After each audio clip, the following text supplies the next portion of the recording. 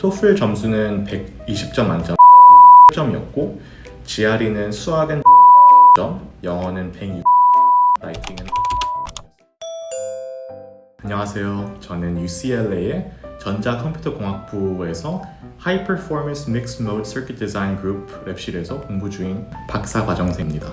제 전공은 아날로그 및 혼성 신호 회로 설계입니다. 쉽게는 칩 설계라고 생각하시면 되고 구체적으로는 아날로그 디지털 신호 변환 그리고 칩 간 유선 통신 회로 설계를 전공하고 있습니다.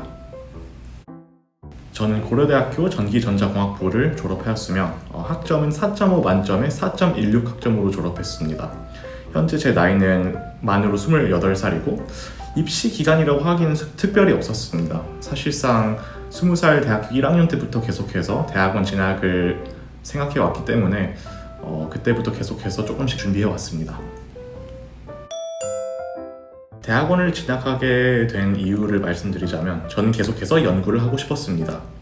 무언가를 알아내는 재미도 있고 개인적으로 무언가를 만들어낼 때 큰 흥미를 느끼기 때문에 제가 하는 일을 통해서 새로운 기술을 개발하고 신기한 사실들을 알아가게 되면 재밌을 것 같다는 생각에 대학원에 진학했습니다.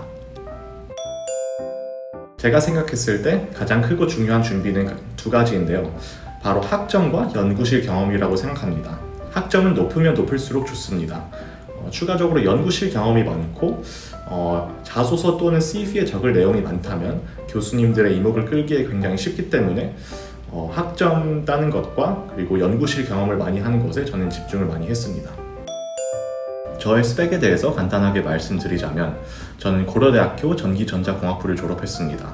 학점은 4.5 만점에 4.16점이었고 연구실 경험은 총 3회 그리고 국내 학회 2편의 논문을 쓰게 되었습니다.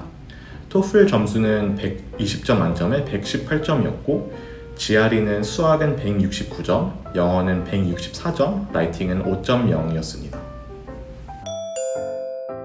랩실을 고르게 되는 방법에 대해서 간단하게 말씀드리겠습니다. 우선적으로 학부 4학년을 마치게 되는 입장에서 특정 분야에서 연구가 어떻게 진행되는지 알기 굉장히 힘들기 때문에 세부 분야를 너무 구체적으로 정한다기보다는 다소 넓게 정하고 분야를 탐색하는 것이 좋을 것 같습니다.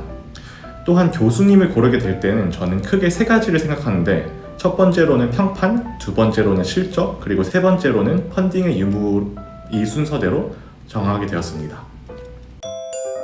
저희 교수님을 선택하게 된 이유는 제 꿈과 관련이 높습니다. 저는 나중에 연구를 하고 그 연구를 바탕으로 창업을 하고 싶은데요. 저희 교수님께서는 실제로 칩 설계 회사를 창업하고 매각한 경험도 있으시고 추가적으로 친형께서 야후의 창립자가 되십니다. 따라서 이러한 분 밑에서 석 박사를 하게 된다면 창업에 필요한 노하우를 배울 수 있을 거라는 생각에 교수님을 고르게 되었습니다. 교수님의 실적에 대해서 알아보기 굉장히 쉬운 방법은 구글 스칼라에 있는 H-인덱스를 확인해서 해당 교수님께서 논문을 얼마나 많이 쓰시는지 그리고 인용이 얼마나 많이 되는지에 대해서 간단하게 아실 수 있을 겁니다. 또한 마지막으로는 교수님 리스트를 어느 정도 만들게 되었다면 어떻게든 수소문해서 교수님들의 인성 그리고 평판에 대해서 조금 알아보시면 교수님을 선택하는 데 굉장히 큰 도움이 되실 거라고 생각합니다. 연구실 인턴을 하게 되면서 저는 간단한 코딩과 시뮬레이션 툴을 익히게 되었습니다. 이것 외에 추가적으로 저는 전공 지식을 쌓는 데 많은 시간을 들였는데요. 인턴 당시에 저는 신재생 에너지를 더 많이 사용하면 전력망에 어떤 영향이 있는지에 대한 시뮬레이션을 진행하면서 연구를 해보았습니다. 추가적으로 국내 학회에 짧은 논문을 한 편 낼 수 있어서 성과 또한 낼 수 있었습니다. 연구실에서 배우게 된 가장 중요한 점을 말씀드리자면 인턴을 하게 되면서 실제 랩실의 분위기에 대해서 많이 알아가게 되고 또한 실제로 연구가 어떻게 진행되는지에 대해서 알아가는 중요한 시간이 되었습니다. 인턴 시의 꿀팁으로는 가급적이면 같은 랩실 안에서 학부 졸업 논문까지 쓰겠다는 생각으로 랩실 인턴에 임하면 좋을 것 같습니다. 이렇게 되면 교수님 입장에서도 더 추가적인 연구를 더 많이 시게 되시고 어떻게든 박사생과 교수님을 붙잡아서 작은 국내 학회라도 소논문을 낼 수 있는 기회를 마련하시면 유학 지원 시 정말로 큰 도움이 될 거라고 생각합니다. 당연히 가장 중요한 업무는 연구가 될 텐데요. 제 전공은 칩 설계입니다. 따라서 그와 관련되어 있는 여러 가지 부수적인 업무가 주어지게 되는데 아마도 가장 중요한 부분은 시뮬레이션 툴을 다루고 CAD 툴을 다루게 되는 겁니다. 또한 데이터가 주어졌을 때 그 데이터를 받아내고 분석하고 그래프를 그리고 그 데이터에 분석한 결과를 시뮬레이션에 반영하는 일 또한 굉장히 중요하다고 생각합니다. 대학원을 유학으로 가게 된 계기를 말씀드리자면 첫 번째로는 우리나라 대학원은 모두 다 그렇진 않지만 많은 경우에 단기적인 성과에만 집중하고 창의적이고 새로운 연구를 하지 못하는 경우가 많다는 생각을 했습니다. 새로운 분야를 개척해낸다기보다는 이미 있는 분야를 이리저리 응용하고 변형해서 논문을 잘 쓸 수는 있지만 아예 새로운 기술을 만들어내는 능력을 가진 국가는 확실히 미국이 가장 앞장서 있다고 생각해서 미국 대학원을 골랐습니다. 추가적으로 우리나라에 비해 펀딩을 확보하기도 굉장히 쉽고 그 단위 또한 다르기 때문에 크고 새로운 연구를 하기에 좋은 기회가 많을 거라는 생각에 미국 대학원 진학을 선택하게 되었습니다. 네, 많이들 GRE 공부를 언제 했느냐에 대해서 묻기도 하는데요. 제 경험상 GRE 공부를 하기에 최적의 시간은 바로 군대 들어가서입니다. 저는 군대에 있을 때 GRE를 따게 되었는데요. 특히나 근무 나가서 초소에 있을 때 단어 공부를 하고 문제 풀기도 했습니다.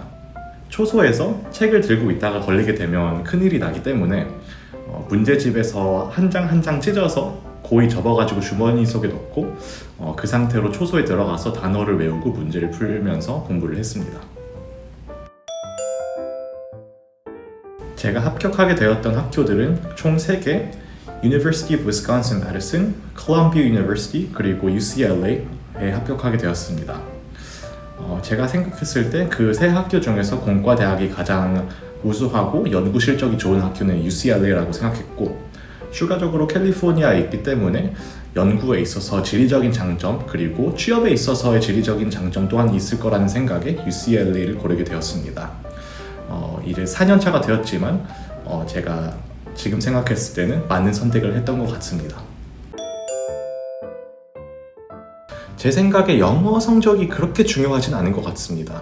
아마 학교들 입장에서 학생을 걸러내는 용도로 영어 성적이 사용되지 더 높다고 해가지고 높은 학교에 입학하게 될 가능성이 높은 것 같지는 않습니다. 당연히 영어가 높으면 높을수록 좋긴 하겠지만 기본적으로 100점에서 105점의 토플 점수를 마련하게 되신다면 추가적으로 더 높이려고 공부를 할 필요는 없을 것 같고요. GRE는 수학은 가급적이면 만점, 그리고 영어는 170점 만점에 155점 정도만 넘길 수 있어도 충분히 합격에는 문제가 안 될 것 같습니다.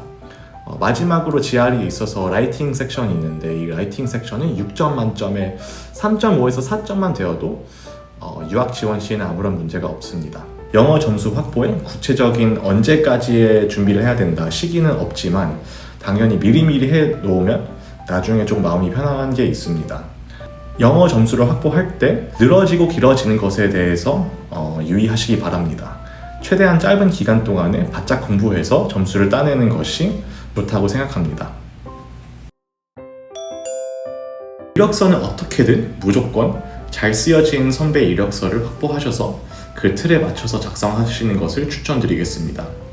추가적으로 자소서는 학교마다 요구하는 사항이 조금씩 다르지만 하나의 마스터 자소서를 굉장히 잘 쓰신다면 나중에 학교별로 조금씩 수정하게 되시면 자소서를 준비하는데 굉장히 많은 시간 절약이 될 거라고 생각합니다. 기본적으로 공대 대학원을 입학하게 되신다면 등록금 그리고 생활비는 전부 다 교수님께서 지원해 주실 겁니다. 따라서 추가적인 돈 없이도 유학 생활에 임하는 것이 가능할 수 있겠지만 제 생각에는 초기 정착 비용 또는 비상금으로 1,000만 원 정도 마련해 주실 수 있다면 유학 생활에 굉장히 큰 힘이 될 거라고 생각합니다.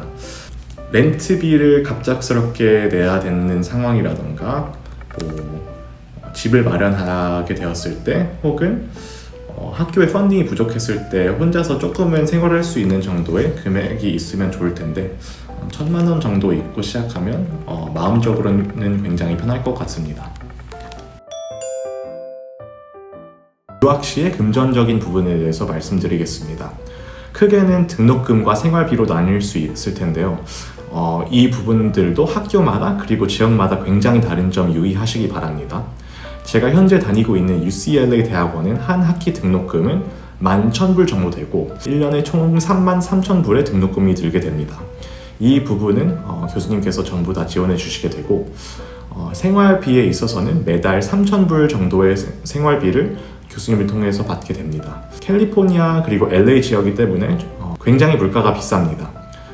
현재 제가 내고 있는 월세는 2,000불이고 생활비로는 교수님께서 주신 돈이 부족하지도 풍족하지도 않게 살게 됩니다. 네, 저는 박사 과정 1년차부터 S사의 박사 장학생을 진행하고 있습니다. 이 장학생 프로그램의 일환으로 대기업에서 인턴을 할 수 있는 경험이 주어지게 되었는데요. 방금 인턴을 제가 마치게 되었습니다. 인턴을 하게 됐을 때 저의 업무로는 파이썬 코딩으로 시스템을 모델링하는 일이 있었고 특히나 저한테 이 인턴 프로그램이 굉장히 좋았던 점은 대학원에서 이론으로만 배우게 된 내용들을 실제로 현업 엔지니어들이 어떻게 이용해서 이 이론을 통해서 설계를 하는지 볼 수 있는 굉장히 소중한 시간이 되어서 좋았습니다. 박사 과정 장학생을 확보하는 데 있어서 아마도 가장 큰 스펙은 어쩔 수 없이 학교가 될 것 같은데요.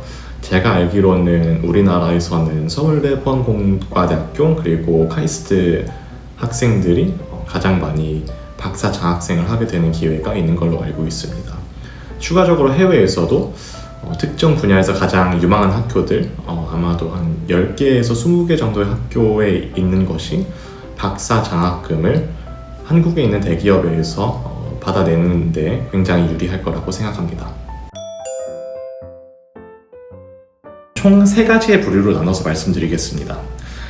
첫 번째로는 학생들 중에 공부하기에 굉장히 싫어하는 학생들이 있습니다.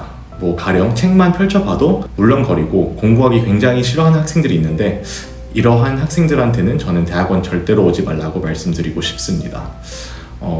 대개 이러한 학생들이 본인의 학벌을 조금 더 높이거나 아니면 취업이 안 될 거라는 막연한 걱정 때문에 대학원에 오게 되는 경우가 많은데요. 아무래도 2년 또는 길게는 7년까지 시간을 쓰게 된다면 인생에서 좀 낭비되는 시간이 많지 않을까 생각합니다. 두 번째로는 나름 특정 분야에 대해서 흥미 또는 재미를 느끼는 학생이 있을 텐데요. 이러한 학생들에게는 저는 석사는 무조건 추천드립니다.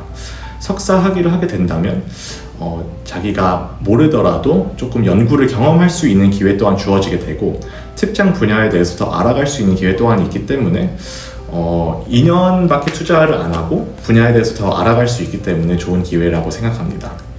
마지막으로 특정 분야에 대해서 정말로 재미를 느끼고 희열을 느끼고 하나에 굉장히 길게 파고드는 습성이 있는 학생들이 있는데 이러한 학생들한테는 저는 박사 학위를 무조건 추천합니다. 굉장히 재밌게 공부를 하실 거라고 생각합니다. 해당 인터뷰에 대한 자세한 내용은 가방끈 합격 수기 게시판에 다 올라와 있으니 가방끈 어플을 꼭 다운받으시고 잘 확인하시기 바랍니다.